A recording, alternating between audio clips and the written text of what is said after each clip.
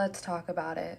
The Electoral College. It is one of the most confounding features of our democracy. How is it that someone can lose the popular vote and still win? Why is it that someone in Wyoming has 4 times more of a say than someone in New York as to who should be the president? When we cast our ballot in November, we're not actually picking the president, but picking delegates who will then pick the president. And we're one of the only countries in the world that does it this way. And spoiler alert, one of the main reasons that we're stuck with the Electoral College is because of slavery. I went to Yale Law School where I focused in constitutional law and specifically did a lot of work around the Electoral College. And most Americans generally agree that they don't like the Electoral College, but they don't know the backstory or that there are ways that we can get rid of it. It's going to be critically important over the next few months, so I'll explain it to you as simply as possible because you need to understand how this all works. Okay, so background, it's 1787. All the framers are in Philadelphia at the Constitutional Convention. James Wilson, who is like the top lawyer at the time, and also one of the only people to sign both the Declaration of Independence and the Constitution, gets up and says, I think we should have one person, one vote, and advocates for directly selecting the president.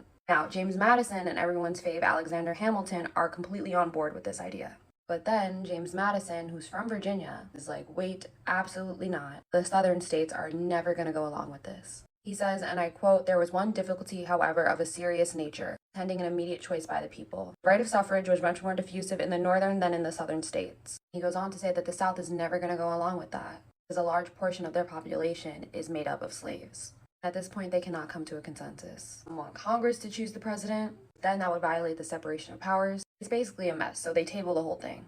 They're all super tired. So then they decide to have 11 people, which they call the Committee of 11, come up with a separate compromise. Which ends up being the Electoral College. States will have electors called a slate. It will be based on their representation in Congress. Each state gets at least 2 electors, which is equal to their amount in the Senate, plus the same number of reps that they get in the House, which is proportionate to their population.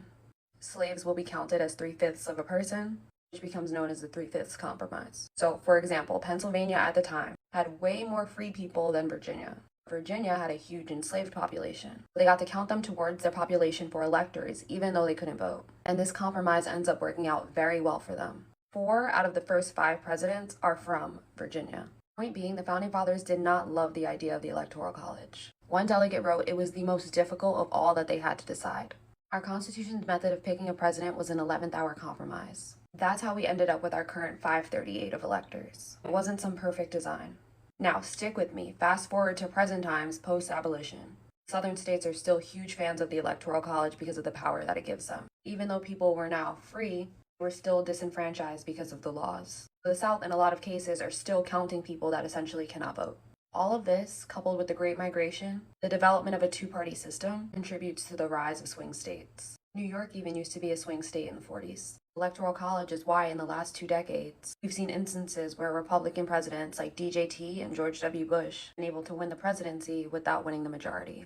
States like Michigan and Pennsylvania have become the critical focal points. And the framers never intended for it to be this way. It doesn't have to be. Making the Electoral College a thing of the past wouldn't even require a constitutional amendment. Article 2 of the Constitution allows states to decide to award electors however they want. For example, in states like Nebraska and Maine, they award the amount of electors proportionally. So if you get 60% of the vote, you get 60% of the electors. There's also been a recent movement called the National Popular Vote Interstate Compact, which is an agreement between states that they would award all their electors to whoever wins the most votes nationwide. Right now, they have 209 electors pledged. They would only need 270 for it to pass. However, the 17 states that have signed on tend to go for Democrats. Any attempted reform is likely to face legal challenges from Republicans because they're the ones who basically get affirmative action from the Electoral College. And they have no incentive to change a system that benefits them.